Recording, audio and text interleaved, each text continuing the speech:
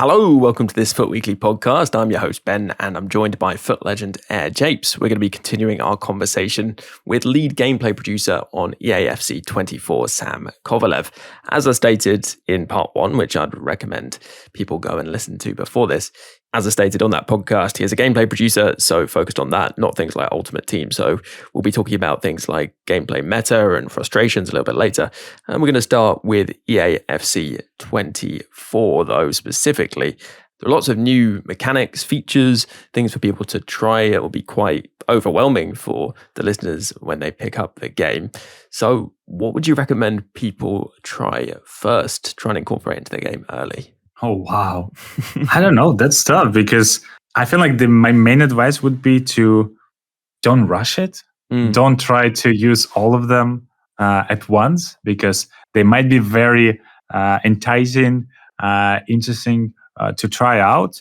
But if you try something quickly and don't have the success with this and try another one with quickly and don't have success and then try the third one and you have a success, let's say with the precision pass, and you didn't have the success with the effort dribble, it doesn't mean that that you will not enjoy effort dribble down the line because maybe it's quite easy to get super eager to try out everything and then to choose just one thing because I feel like all of them are working well and they gel together, one with another, play styles included. I agree with you. There's a lot, and I feel like just take your time, start one by one. I would probably recommend take maybe again. You can check the training center. You can check the practice arena. I feel like practice arena, being able to make like a custom scenarios, put like 3 defenders here.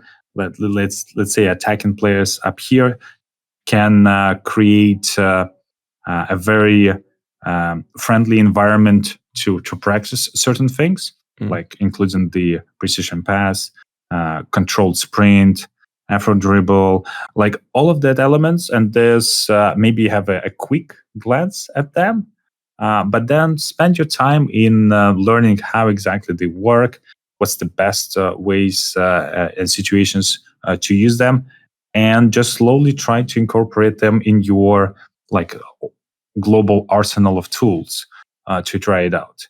Even like on the floor, it's kind of funny. We playing the game constantly, like every day, and we have like a mini tournaments internally within the production and the gameplay design group. And we also found there is a common kind of theme. You facing a certain opponent. Let's say I was facing Adrian, he's working on the dribbling, and every time I play against him, he constantly reminds me of how good the effort dribble is. And suddenly I'm like, you know what?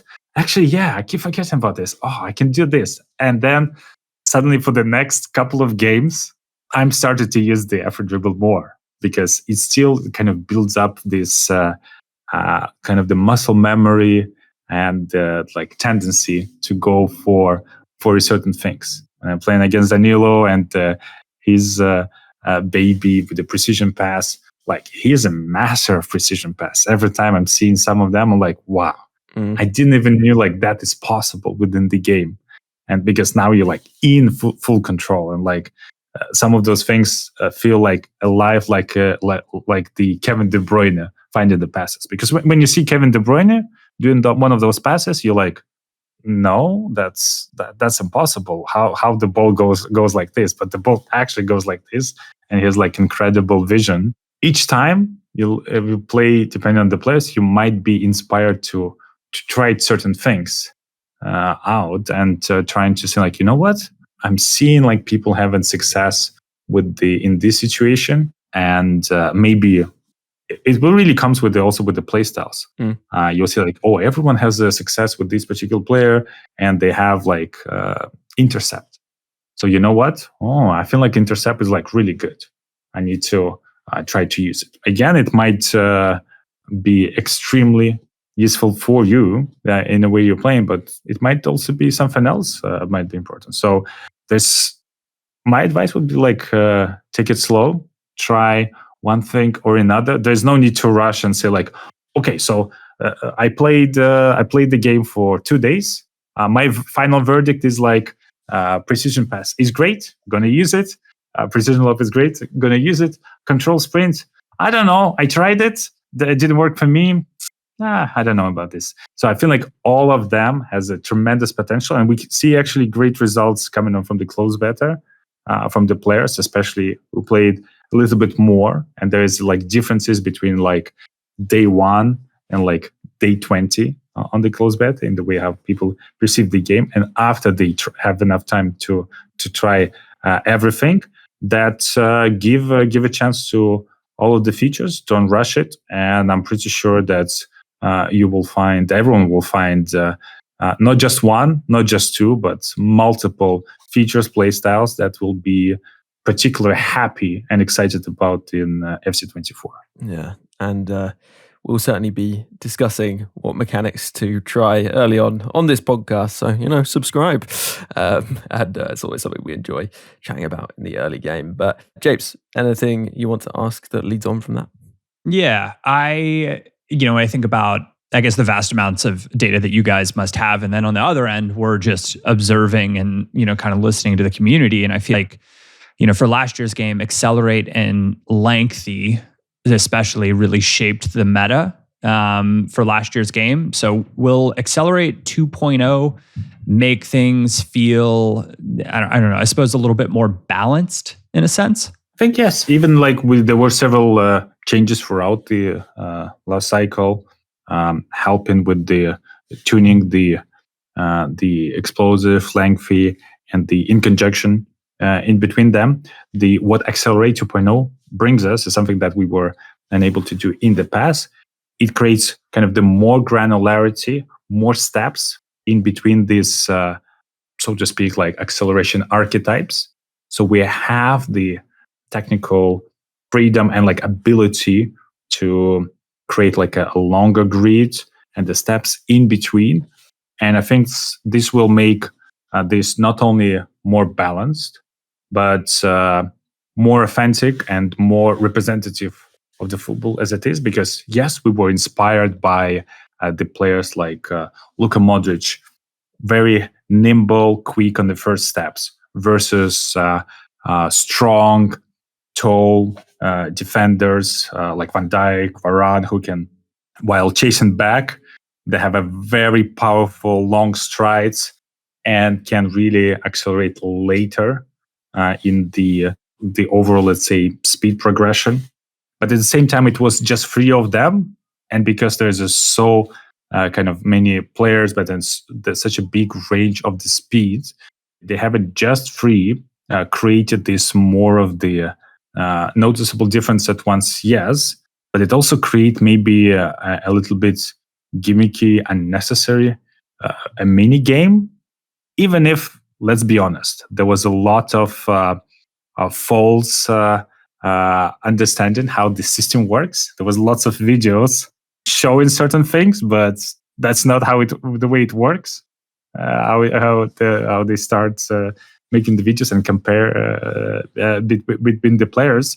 But in the end, this creates a more natural progression in between. But it also helps because now it's 7 on the grid, coming up from the control to mostly explosive, like fully explosive, that there's more ways with the slight adjustment on the player, which can come from the chemistry styles in Ultimate Team, in particular, from the bonuses or development plans in career mode, from the like skill tree in clubs, that will change your accelerate type. Because last year you need like a bigger boost, a bigger change of the attributes in order to change. There was like, in a sense, with limited options.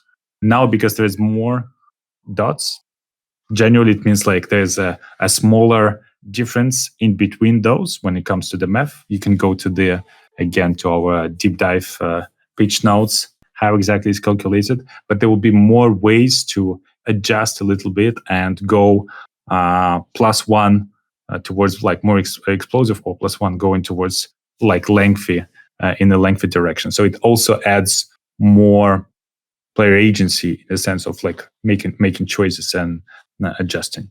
Nice. That is a relief to hear, I think, having been, I don't know, a little bit disappointed with how things went with lengthy. But I have to say, in the experiences I had with the game, the spread of those, as you're talking about, but also actually the changes to the restrictions as to which players can actually fit into those categories, and it being harder to reach both extremes, but also those extremes being more extreme, did seem to make a positive difference. So yeah, I'm looking forward to the development of that, because the concept is really good and it makes a lot of sense. Yeah, and the restrictions, like you said, exactly, like for example, Mbappe, it was impossible for him to make explosive. He was controlled. But then when you think about him, he's explosive. Like that's him in real life. But because of the having like 3 distinct places on the grid, even from the, let's say, mathematical point of view, and the way how the like formulas, you need to set up with certain rules, and it's just happened that he was outside of the cut. So these 7 things definitely helps us to be more authentic and like more fair in the representation of the players. That's great. And one thing that I did want to move us on to, I guess, is a broader question, I suppose largely about metas, from Soviet Neil. And he says, the number of quote unquote competitive formations in the game was extremely small, leading to lots of very repetitive / frustrating games. What have you done to balance formations for EAFC so there is more variety? And similarly, have you tweaked the tactical settings so that direct passing won't be the default choice for the majority of players, as this has become very dull to play against, he says? This is definitely a great question, but it's also one of the hardest questions to answer, because the whole term meta just represents something that is more popular, it's more used by the players, and often at times there is no equal sign saying that that's actually the most effective way to play, or that's the most advantageous in a sense. And we even like been tracking internally, we constantly monitoring on the usage of different tactics, formation, players using of the mechanics. And we actually have seen that, yes, certainly there's a certain trends when maybe the higher the competitive level and divisions in Ultimate Team in particular going up, the higher the division, maybe there is less of the spread of the way how the game is played in terms of the set maybe of tactics, usage of certain mechanics in particular. But we also see, surprisingly, that there is a very wide variety of kind of the game plans and the usage of the mechanics. Because at times the tactics, even if the tactics are identical between 2 players, they're like a football plan, and the approach to the game can be completely different. It could be using more of the direct passing, using like a strafe dribble, or there's a small differences in the sense like how you actually will play. So the tactics do not, a lot of times do not define exactly how you play. So let's say if we're talking about the precision pass might completely change your preferred tactics in a way to play, because maybe you want to create this open spaces down the wing. So then maybe you will not use the direct passing, and you would prefer it for players to drop and then get in behind. So in the end, that's why the close beta is such a great tool for us to have an early feedback from the players, seeing more practical usages, because internally we've seen a success and very enticing choices and combinations of both tactics and new mechanics used and the play styles that then can create a completely different ways of playing the game and having success with the game. So I feel like definitely this combination that will make a meta more, I wouldn't say balanced, because again, I wouldn't necessarily say that was the most effective way to play, but more diverse in terms of I can approach with this, I can approach with a different tactics, combination of players, doing the combination of different play styles. And I feel like that's why it will be even more important to, before the match, to see the opponents, what type of players they are using. You immediately recognize, okay, so this play style plus, okay, I kind of understand the way how they're gonna play, and that will create more and more like viable choices, even competitively speaking, and it can make the games more and more kind of fun, because it will be different from one game to another, and depending on the opponents. But then regardless of what you do in any game, surely something will be more popular than the others on the meta.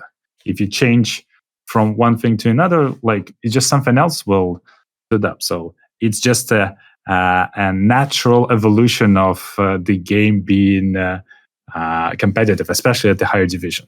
I can totally say, like, if you are in the on the mid level, let's say, still it's a very good level, because even like Division 5 and 4, you need to understand, like, you need to know the game, enjoy it, and utilize lots of mechanics within the game.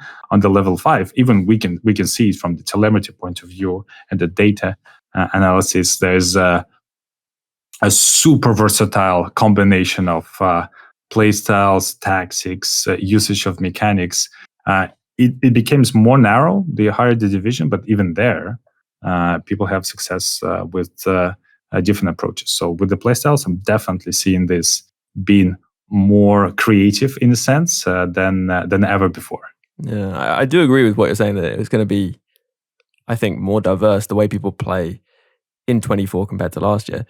But are you saying that, because I feel like a lot of listeners will be saying, what do you mean? Like, there's not a variety. I played 15 of my 20 matches against 5-4-1 in last year's game.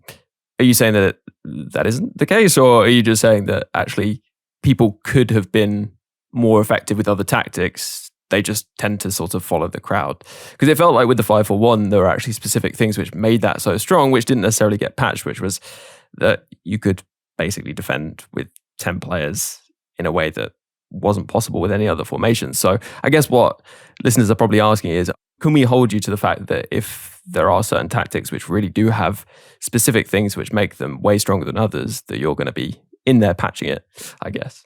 We definitely, when it comes to positioning, and there's several like notes mentioned also in our gameplay deep dive, not everything. There is lots and lots of the positioning changes this year. We took both for when it comes to the way how defenders work, zonal defense, the way how the pressure is applied on the players, on the attacking, maybe some of the new attacking runs, and the players trying to get the open space. So we never stop improving each area of the game, positioning including, because it's such core to the overall holistic feel of the game. Sometimes it's just those changes are more hidden, in the sense it's not surface like an on-demand mechanic or press of the button, something happened. But we constantly look at the tactics and the way how they're used, and it's something we see is actually given more advantage. We're looking into this and improving the way the AI behaves, the way positioning works for the players on the pitch.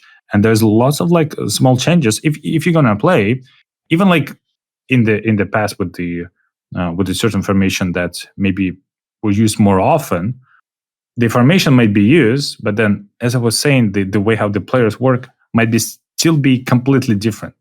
in a sense, we're looking into this. We're constantly monitoring, and we definitely put the objectives for us to create a more viable choices when it comes to approach onto this one. And we also hope that it will come with the formations as well. But in the end, it's a combination of the things. So if you have like 3 things at the same time, the permutations, like formations, play styles players used, mechanics used, that creates a different experience and behavior for the players. And I feel like in the end, it's quite diverse. But I hear the feedback. We know about this, and it's definitely we're looking to make sure that the things that we have in the game, players are using them, maybe not to the same degree as the others, but they are using it and they're having success with them. Yeah, and here's a final, maybe more philosophical point about gameplay frustrations, and we could probably do a whole podcast on this. There are big improvements, I think, behind the scenes that we haven't actually talked about, things like changing the way that player switching works, or changing, I guess, the sensitivity of player switching, some of the settings around that, which are going to help people with those frustrations. But I get the sense, and there are always improvements that can be made, but that there'll always be frustrations about gameplay, just because naturally you have a game here which tries to mimic real football, which is somewhat random, can end up with odd situations occurring, and that's partly why we love the game. But also in EAFC, as it always has been in past games, you will really only be able to control one player on the pitch, and 10 of those players are controlled by the AI, and it's the same for your opponent as well. So do you think that these frustrations are kind of always going to be there? What do you see as the steps to solving those frustrations? Because I think, looking at what's coming and having played the game, hopefully precision passing, and actually something which came in previously, like player lock, they're going to help to make people feel like they have more control, I guess. I'm not sure what's there defensively, but certainly, I guess those player switching changes will help. But what do you see as the things you can do to solve those frustrations, or to improve the game for the people who maybe do get frustrated by it at times? To answer this question, in a simple way, we'll look at everything. And which means like we constantly monitoring our community feedback to raise up frustrations towards the development team. But the development team also plays the games a lot, and we also feel and know about the frustrations that happen within the game. And in a way, it's a natural byproduct of us being passionate, like you mentioned, being this as a sports game. That sometimes you're not in the absolute full control of everything. It's not like a turn-based that they can pause at any moment and change everyone's and micromanage where they go, what they will do. In the sense, like it's also about creating like a fun experience, which happening fast. You play, like recreate like the sports and the atmosphere, the feel of the competitive games. I feel like that's why the sports are so popular as a kind of activity to watch, as activity to play, because it is a game and it is a little bit unpredictable in the sense there is a certain like element of chaos, but at the same time there is definitely a skill. There is like fun involved. So all of that is just what makes game a game, and in this case, game as a global term. So when it comes to frustration points, we always look at very specific points of frustration, trying to narrow them down and say like, you know what, let's exactly fix this and like try to do this. So we always like each year, while we focus on the big features and the new mechanics, we also look at the specific, like a smaller frustration points and trying to improve those situations. And similar to like we discussed earlier, today, some of them can become under the radar. For example, one of them improvements you've seen like on the defensive side, there was a change we did this year where, if the attacking players is like rushing with the ball and like creates like a big, maybe a little bit heavy touch or mini knock on, like going in forward, and your defender just suddenly gets the ball. You were not expecting this. your defender starts to trap and get control of the ball. At the times in the past, a player would trap the ball, and the attacking player would just bump into you and get the ball back. Super frustrating because, wait a second, technically I did everything right for the defender. It's just something accidentally I needed to trap, and I trap it right in front of me, and then the attacker bump into me, and then the physics starts to play in, and sometimes it would result in a very clean outcome, but sometimes it would result that the attacking player will get the ball back. So one of the changes we add this year is when the defender in those situations would trap the ball, they will be able to, when they trap in, to kick the ball a little bit to the left or to the right to avoid the attacking player to get the ball back right away, or actually to get in the running lane exactly back at the ball, to create this suddenly 50-50 situation. So to reward the defender, because you as a defender, even positioning on the defending side is really hard to do. So those kind of the small moments, and it was a frustration. And for example, the tackle backs in general is a topic that, and you see, I'm not even afraid to say a tackle back, because we know this, we're aware of this as a frustration point, because sometimes it's also, defending is hard. Defending is hard. You're always kind of the second, trying to understand what the attacking player is doing. And we constantly look at these certain cases, continually fixing and improving those frustration points. If I would come, let's say, more prepared for the podcast, I knew exactly this question, I could easily make a 50 on the spot, those frustration moments that you'll see we will work on that. Even I remember last year we did, when you do the corner kick, you pass and then you pass back and your player is offside. The player who was taking the corner kicker, and it was what, so frustrating, all this stuff. So now the corner kick taker, it was even implemented last year already. He does the pass and runs back to stay on side, so then you can take the pass back. It's a smaller frustration point, but it actually helps a lot. So these frustration points, the small ones, it's actually a bread and butter. And we work a lot on them, because this is actually our kind of the day-to-day, in the sense that we're working on the new mechanics and obviously new tuning, balancing, because of all the ecosystem changing. In a sense, there was lots of work involved with play styles, maybe bug fixing related to the new features, but it also working exactly on these kind of the frustration points, small things, which is, in a sense, it is a bug, but it's also sometimes just a frustration point. That's why I cannot do this. Even the precision pass at times was created also to address some of the feedback that we had, here, I want the ball here. Obviously I want it here, but there's no way for me to put it up here, because I want the ball in exactly this spot.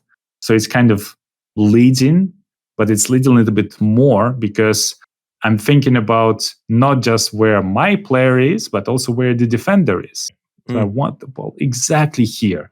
And me not being able to do this, because you feel that's just smart. It's just the way how you see football is played, and you're saying I want this. I getting frustrated that the game doesn't understand what I want to do. But it's hard for the game to predict what exactly you want to do, because in the exactly same situation, you will show the video to 4 different people and say oh, I want the ball here, I want the ball here, I want the ball here, I want the here. There will be 4 different answers. Yep. So precision pass is helping with these frustration points, and you know what? Now I can point a little bit to the right. I can change the pace and the control of the when my teammate is working, but because you said, you controlling at a specific moment of one player, so that the precision pass is able to influence your teammate towards where the pass will go, and how to shift the dynamic of the attacking transposition. So I feel like the frustration points, in a sense, is represent a huge amount of our work, because we feel them. We feel them day and day. We play, and obviously some of the frustration points are easier to solve. Some of them are harder to solve, but we never stop working on them, and we are very honest within ourselves. There's many more things we want to improve, and we will continue to improve year on year. And it's not only coming with just making like new features or new mechanics, because what's the point of making a new mechanic if you cannot make fix the frustration point? Similar ways, like think about the control sprint. Control sprint is such a great addition that make it simple, and it fixes the frustration point of like, oh, I want to be like 𝘵ci. Yeah, I'm kind of fast on the ball, but still the ball is kind of needs to be close to me, because we know like many people love to be nimble on the ball, still have the control, getting it still close, because if it's close to you, it means it's responsive. It means you can quickly make decisions at any time, because anything can change in a blink of the eye. And surely we had the analog sprint in the past, but it was more harder to control. But it's basically every time you're either running, or then you just stop because, I need the ball close to me. Otherwise, there's too high of a chance for me to have like a heavy touch, and the ball goes right away. So there was always like, I'm running. Okay, now I'm not running. Now I need to stop. So it's like kind of forcing you in a certain way.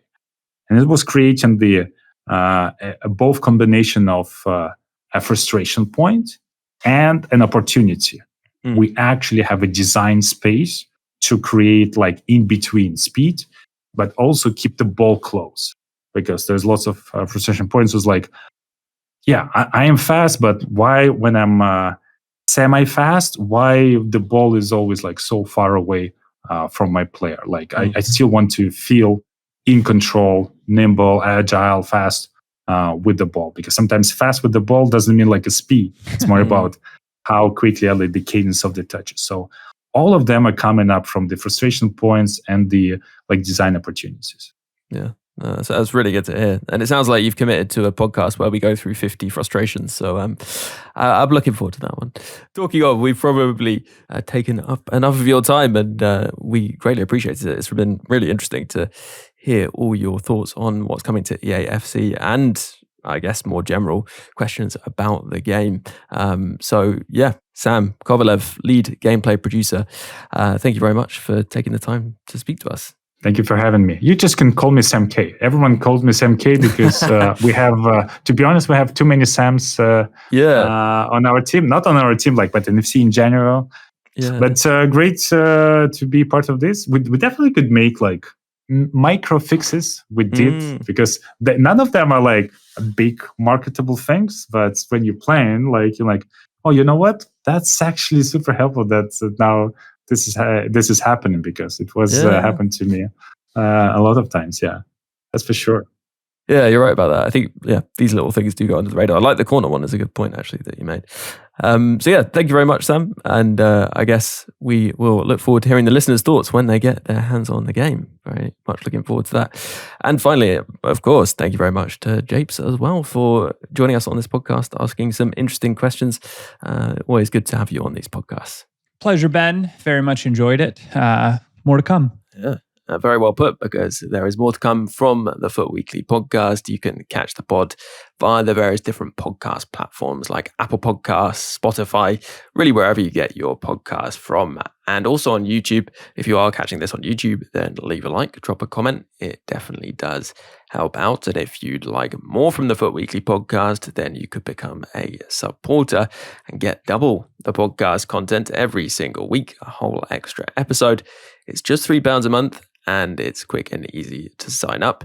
Just search Support FUT Weekly or follow the link in the description of this podcast if you are already supporting. A huge thank you for keeping the podcast going, and a big thank you too to those icon patrons: Dave B, Hugh J, Coach Vass, DJ FIFA Player, Alan G, Alistair, Anthony R, Dominic P, Rob P, Jeff B, Stephen F, Tom B, Damon H, David S, Nick Jack M, Eric T, Neil P, Adam G, 𝘬𝘃𝗲𝗏, Dan W, Waterman, N Hagman, Harry A, Jake G, Roger D, Springford, Alec, Bracco, Nishant, Harry P, Alex M, Lee A, Brendan W, Andrew C, Joe W, Timothy J, Dylan, J Kell, Ibis24, Adam R, Sam K, Graham W, Andy, Ads H2K, and Brian V. Plus a special thanks to Luke M, Dave B, Hugh J, Tom M, Darren W, and Pato Foot for advice and production assistance. Before I leave you, just one more thing to add though. FIFA's a bit like life really. It has its many ups and its many downs. If you're having a few more downs than ups in real life in these more difficult times, then please don't feel that you're alone or need to struggle on without taking action. If you go to thecalmzone.net, there's loads of resources, advice, support, or even just a friendly chat for anyone who needs it. If it sounds like it could help you, then head over to thecalmzone.net. And for now, have a good one, and I'll catch you on the next podcast.